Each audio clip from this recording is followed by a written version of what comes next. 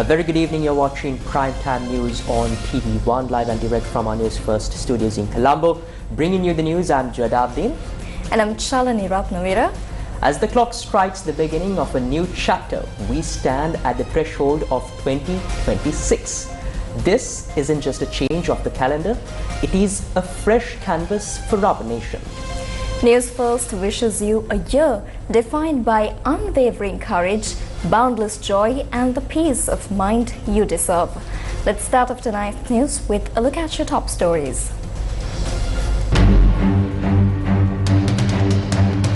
Sri Lanka welcomes 2026 with renewed aspirations.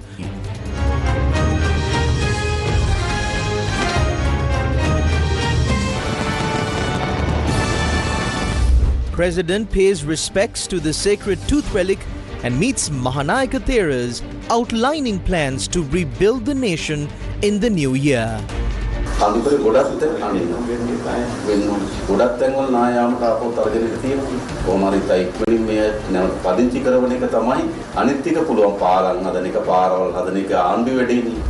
Maharaja Media Network brings special religious program invoking blessings for the new year.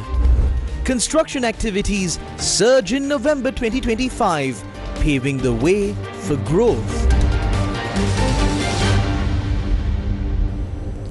With renewed hope, the new year 2026 was welcomed yesterday at midnight amidst many celebrations. Festivities featuring beautiful light displays were held across Colombo and many other cities nationwide.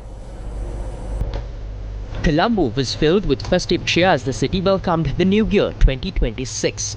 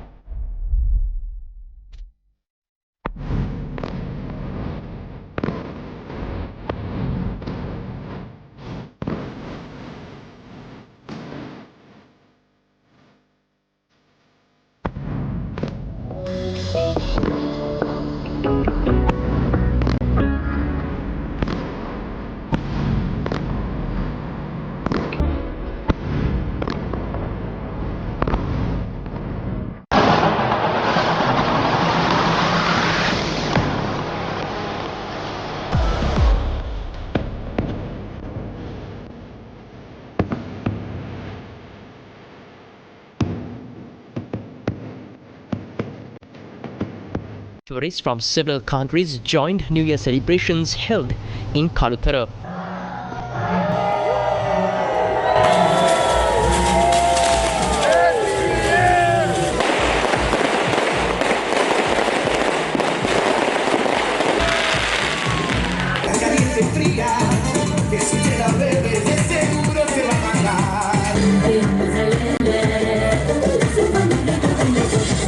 This is how the Valigama tourist zone welcomed the new year.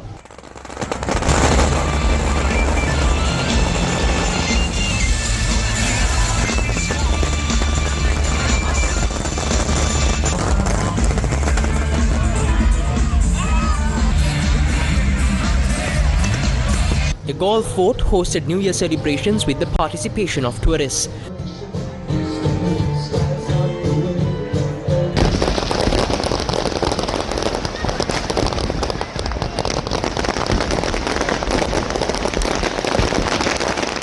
This is how Batiklo celebrated the new year.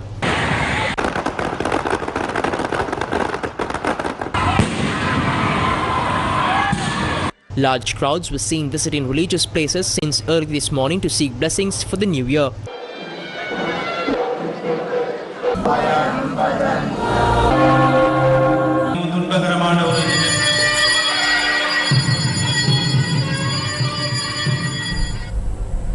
"2026 has dawned, uniting the world in a singular moment of celebration.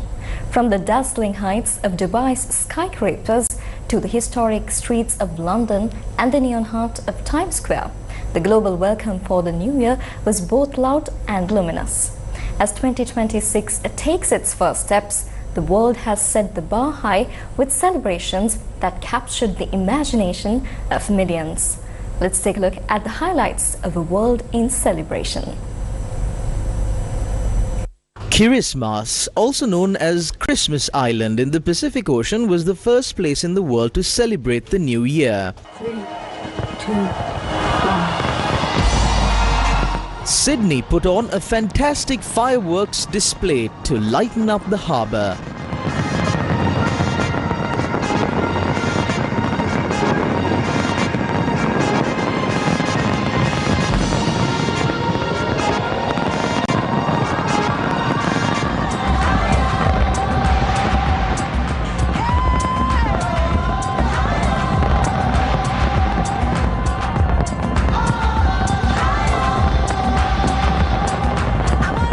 The world's tallest building, the Burj Khalifa in Dubai, was lit up with a spectacular fireworks display.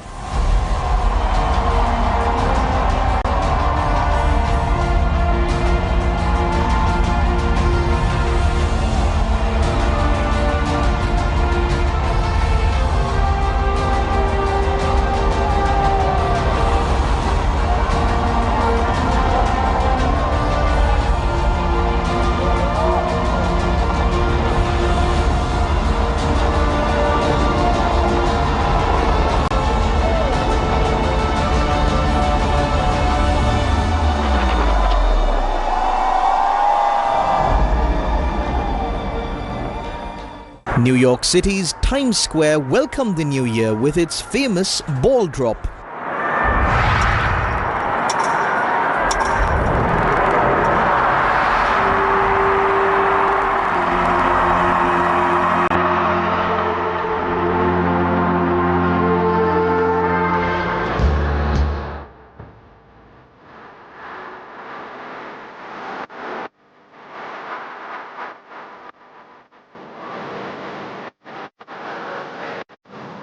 Meanwhile, US President Donald Trump hosted Israeli Prime Minister Benjamin Netanyahu at a glittering New Year's Eve party at his lavish Mar-a-Lago resort on Wednesday.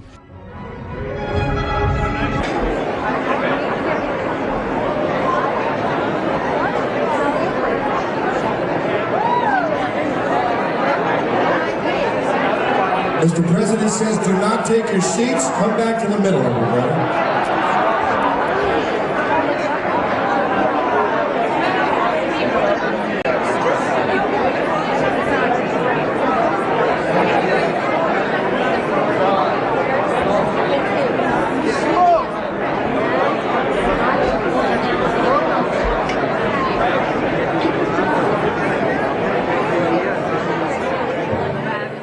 More than 100,000 people gathered along the River Thames in London to hear Big Ben ring in the new year and watch a colourful explosion of fireworks synced to each chime.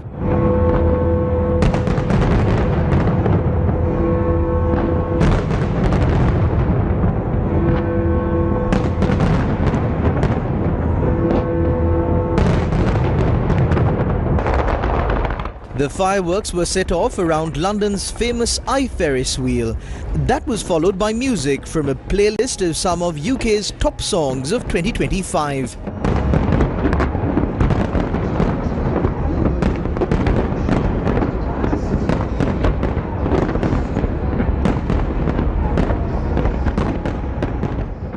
Auckland rang in 2026 with a CBD fireworks display launched from New Zealand's tallest structure, Sky Tower, making it the first major world city to greet the new year, albeit at a celebration dampened by rain. The 5-minute display involved 350,000 fireworks launched from various floors at the 240-meter Sky Tower.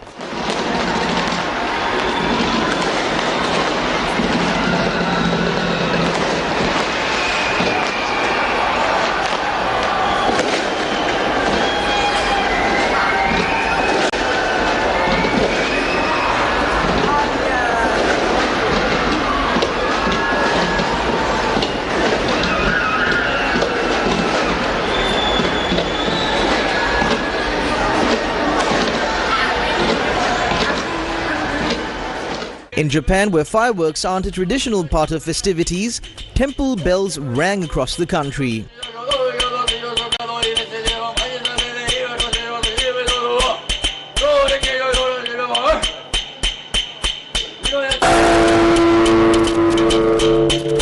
Thousands gathered at the Bosingak Bell Pavilion in Seoul, South Korea, where a bronze bell was struck 33 times at midnight, a tradition rooted in Buddhist cosmology symbolizing the 33 heavens. The chimes are believed to dispel misfortune and welcome peace and prosperity for the year ahead.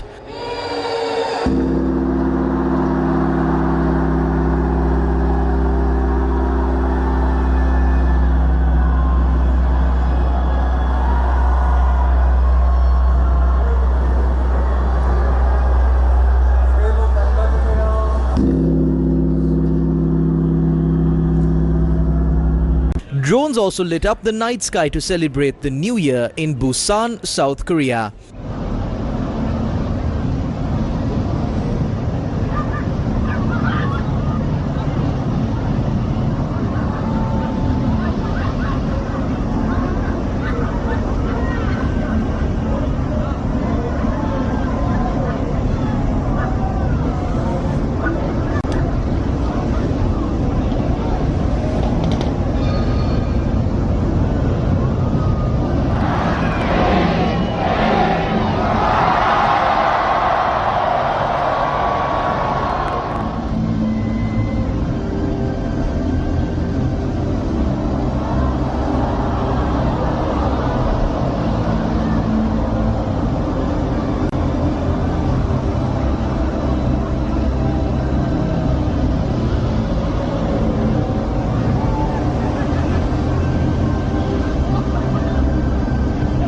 In China, there were celebrations at the Juyong Pass at the Great Wall of China just outside Beijing, with drummers and a display of computer-generated horses shown over part of the wall.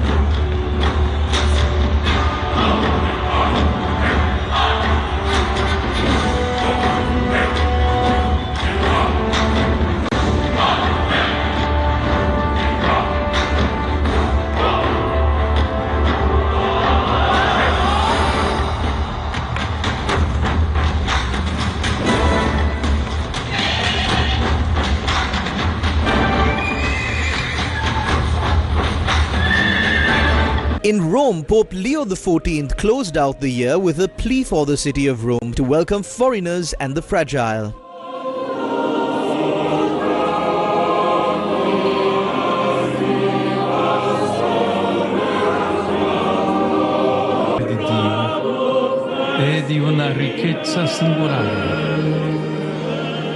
In Paris, revelers converged around the glittering Champs-Élysées despite the cancellation of a New Year's Eve concert.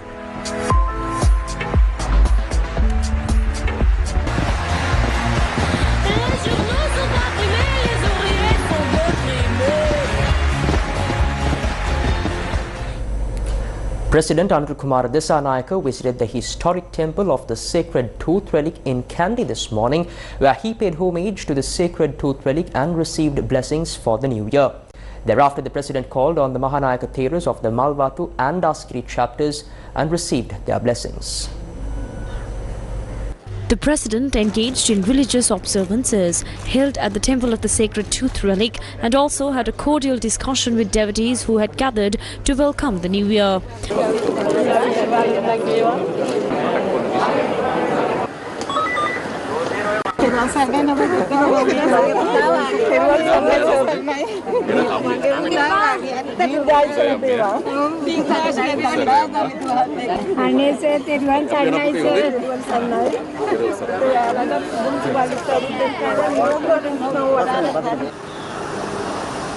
The President then visited the Malwatu Mahaviharaya and called on the most venerable Thibatuave Sri Sumangala Mahanayaka Thera and obtained blessings. The Deputy Registrar of the Malwatu chapter, the most venerable Rajaki Pandita Darshanapati Mahavela Ratnapala Nayaka Thera, was also present at the occasion. The President briefed the Mahanayaka Theras and Anunayaka Theras of both chapters on the measures being implemented by the government to address the challenges arising from the most severe natural disaster in the country's history experienced in the past year.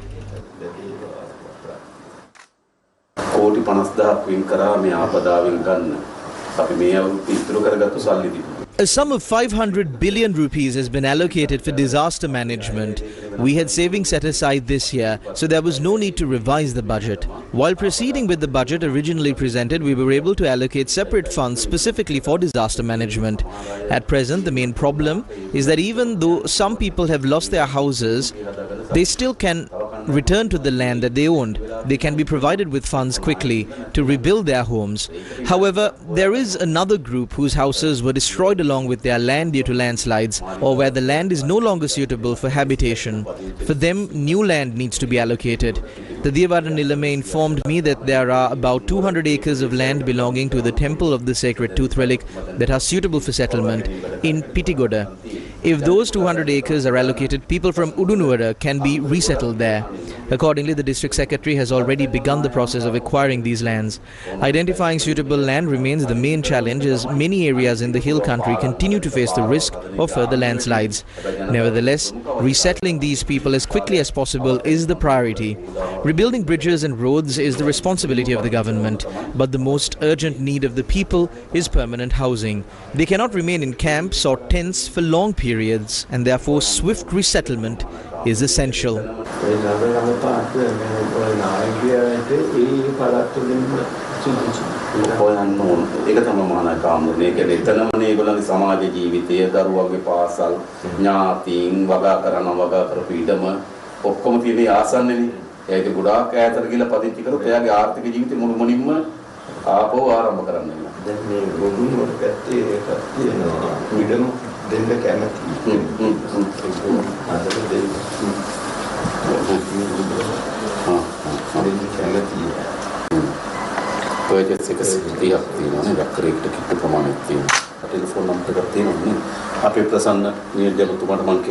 The President also met with the Anunayak of the Malwatu chapter, the most venerable Dimbul Kumbure Vimaladhamma Thera, and inquired into his well-being. President Disanayaka also visited the Askiri Mahaviharaya, where he met the most venerable Varakakoda Sri Jnanaratana Mahanayaka Thera of the Askiri chapter and engaged in a brief discussion.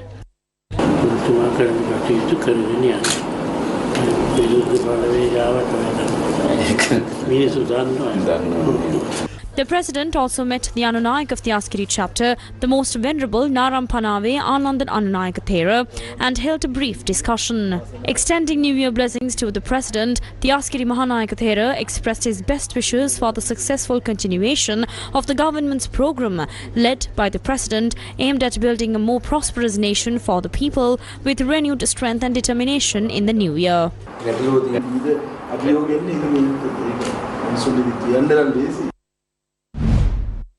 Meanwhile, the President visited the relief centres operated by the Sri Sudarshana Rama Temple in Pujapitiya, Kandy this evening.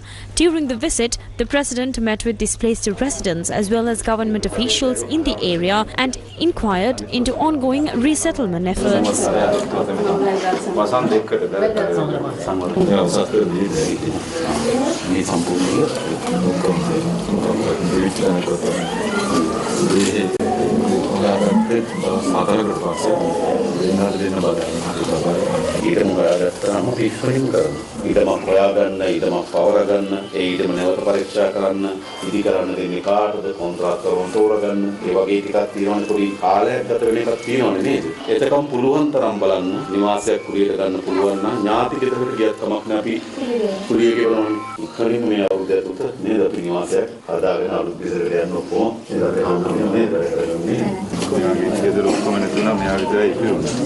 මෙයා ඒ වෙලාවේ එළිය නාය යන දේ බලන්න එළියේ හිටියත් ජීවිත බේරා ගන්න වෙලේදී අර නවදින බේරා ගන්න එකේදී මෙයා තමයි තමන්ගේ ඔක්කොම නැති වෙලා තියෙද්දි අවදානවත් තියෙද්දි බේරලා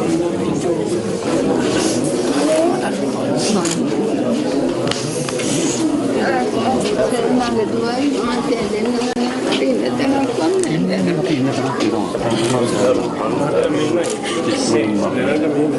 15 ඉන්නේ. දැන් කොහම හොස්පිටල් ටික බැලුවා, ඉස්කෝල ටික බැලුවා, පාරවල් ටික බැලුවා. එම් බලාගෙන එන්න ඕන නේද? දැන් අපි ගෙවල් ටික බලනවා නේද? මේකම කියලා බලනවා බදාලා ගෙවල් ටික බලන්න එනවා. ඒ ටික බලලා ඉතන සුදුසු නැත්තම් අලුත් ඉදමක් හොයා ගන්නවා. ඒ ඉදම ගෙවල් අතට දෙනවා. හරිනේ? එහෙම කරගෙන යනවා. හොඳයි. එහෙනම්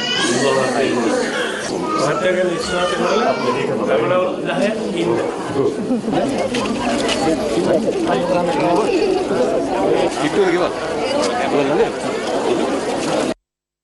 President Anurakumara Disanayaka, extending his greetings for the New Year 2026, called upon the nation to join hands in solidarity with unwavering determination and confidence to rebuild the country while maintaining a correct understanding of the existing challenges. Extending her New Year wishes for 2026, Prime Minister Dr. Harini Amarasuriya called on the nation to transform all challenges faced during the past year into strength and to step into the new year with renewed energy and hope. Meanwhile, opposition leader Sajid Premadasa extended his greetings, urging everyone to overcome the darkness, follow the shining path of hope, and scale the fortress of challenges until they achieve success and glory. Construction commenced this morning on a precast bridge donated by India to repair a collapsed section of the Rajamavata along the Kandy road in Randenigala. The restoration project is a collaborative effort between the Indian Army Corps of Engineers and the Sri Lanka Army Corps of Engineers. The bridge, which collapsed during the disaster, had been closed to traffic for over a month.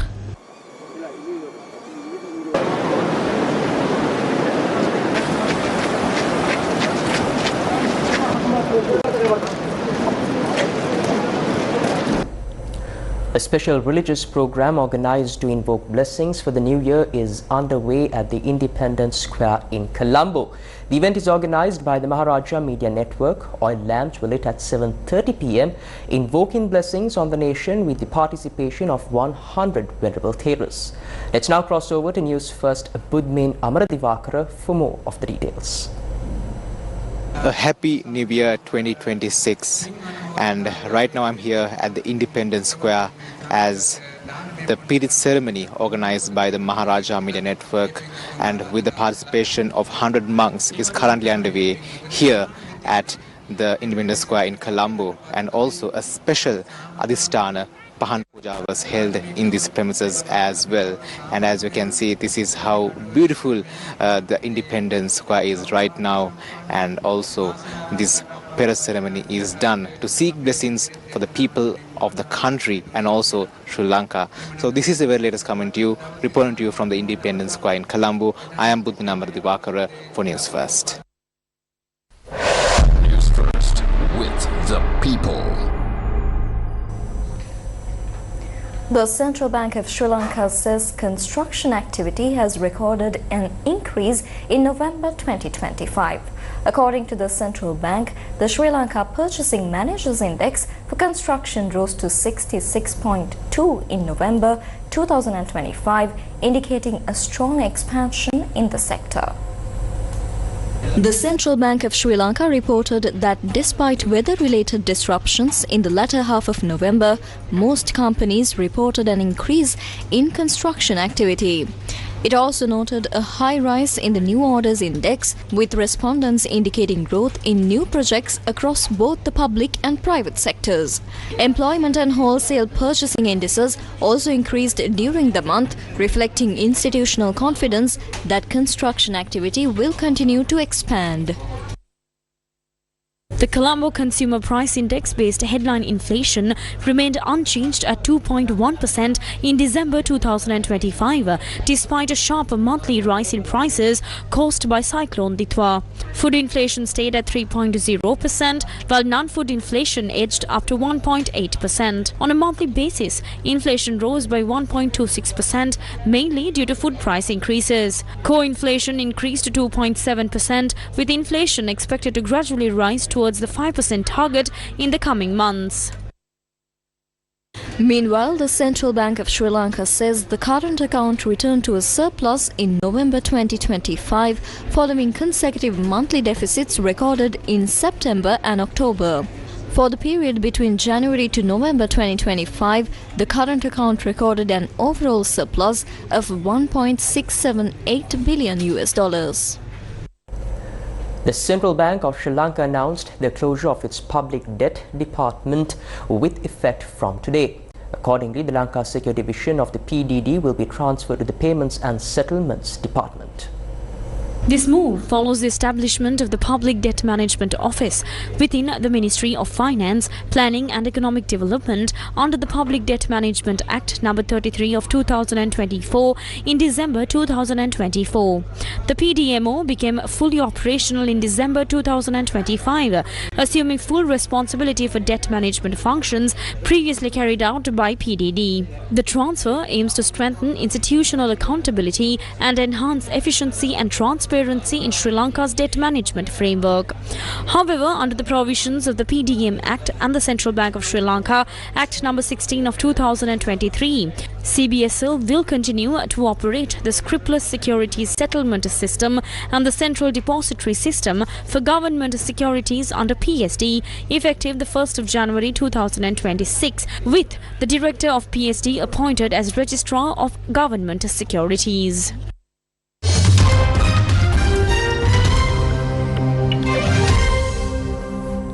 On to international news tonight, Zohran Mamdani became mayor of New York City just after midnight today, taking the oath of office at a decommissioned subway mission.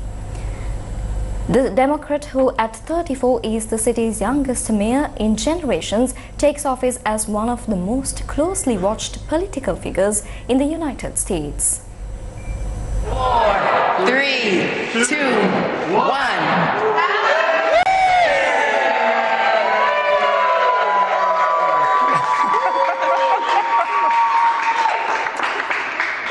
Good evening, everyone, and Happy New Year to all of you.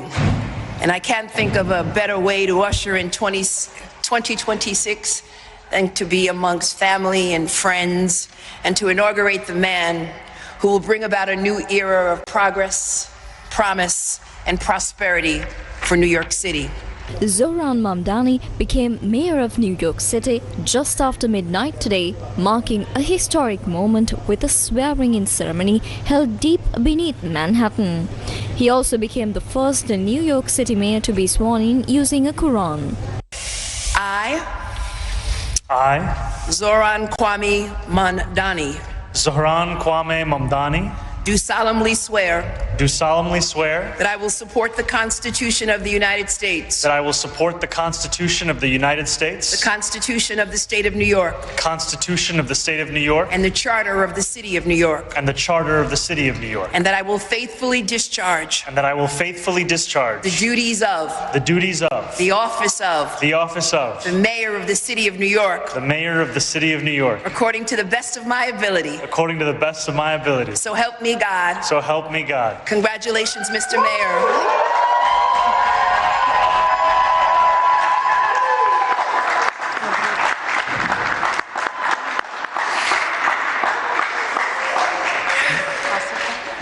The first Muslim and South Asian mayor of the United States' biggest metropolis, Mamdani used his grandfather's Quran and a 200-year-old copy on loan from the New York Public Library for the private swearing-in event held at a disused subway station under Times Square.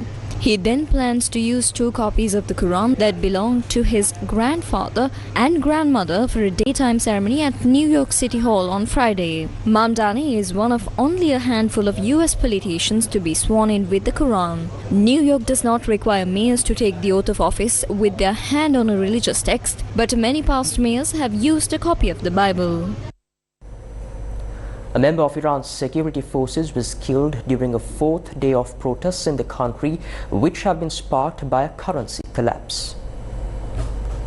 Iranian state media reported that the person killed was a 21-year-old Amir Hossam Qodayari Fard, a member of the paramilitary Basij militia, which is regularly deployed to suppress unrest. This is the first death reported after days of demonstrations over high inflation. The ongoing protests across Iran, now in their 4th day, are largely driven by the rial hitting historic lows, soaring inflation and sharply rising living costs. Traders, students and salaried workers have all joined the demonstrations. Last Sunday, merchants in Tehran closed their shops to protest government economic policies, an action that soon spread nationwide. Over the past 6 months, the Iranian rial has lost 56% of its value, while consumer prices have surged by 72% compared to December 2024. The US dollar now trades at over 1.04 million rials. International media report that protests continue in cities including Tehran, Isfahan, Shiraz and Mashhad. Security forces have used tear gas and live ammunition in some areas to try to control the unrest. Several protesters have been detained, with incidents involving students drawing particular attention. Meanwhile, the central bank governor of Iran resigned recently and a new governor has been appointed. Observers note that Western sanctions, including those by the US, combined with Iran's strict religious regime, have significantly strained the economy. The Iranian government has stated it will take steps to stabilize the currency and curb unrest. President Masoud Pezeshkian emphasized that while citizens have the right to protest, any violence or property damage will be met with strict measures. Several dozen people are presumed to have died in a fire in a bar at a Swiss ski resort. The cause of the fire is not known, although police initially said there had been an explosion. Several dozen people are presumed dead and about 100 have been injured after a blaze ripped through a crowded bar in the luxury alpine ski resort town of Crans, Montana. According to local police, the fire started at about 1:30 a.m. Swiss time this morning in a bar named Le Constellation as revelers rang in the new year. However, Beatrice Pelloud, Attorney General of the Valais Canton, said it was too early to determine the fire's cause, but added that investigators have ruled out an attack. However, the Italian Foreign Ministry said in a statement that Swiss police believe about 40 people have died. The head of security for the Valais Canton, however, said that some of the victims are from other countries.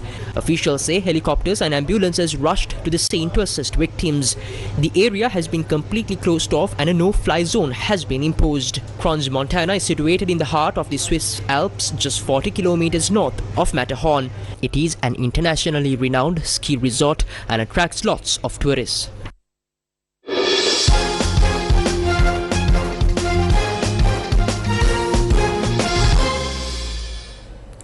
Sri Lanka cricket named the squad for the 2026 Under-19 Cricket World Cup today. Leading the team as captain is Vimat Dinsara of Royal College, Colombo. The Sri Lanka squad for the 2026 Under-19 Cricket World Cup includes 15 players. While Vimat Dinsara of Royal College, Colombo will captain the side, Kavi Jagamage of Kingswood College, Kandy has been named as vice-captain. The team also includes several talented players who have excelled in previous tours such as Setmika Senaviratna, Chamika Hinetigala, Viran Chamudita and Dulnit Sigera. We have already participated in 3 tournaments, in Bangladesh, the West Indies and most recently the Asia Cup. I think we performed well in those tours and gained valuable experience. In the very first round of the World Cup, we faced Japan, Ireland and Australia. We won't underestimate any team and hope to give our best in every match. There is great anticipation because the World Cup is a dream for every player. Many top players who have emerged from these tournaments are part of the squad. Everyone is determined and hopeful to bring the World Cup trophy to Sri Lanka. The Sri Lanka Under-19 squad departed this evening from the Sri Lanka cricket headquarters to participate in the tournament. The tournament, hosted by Namibia and Zimbabwe, will be held from the 15th of January to the 6th of February 2026. And that's a wrap of your news for tonight. Thank you for joining us. Good night.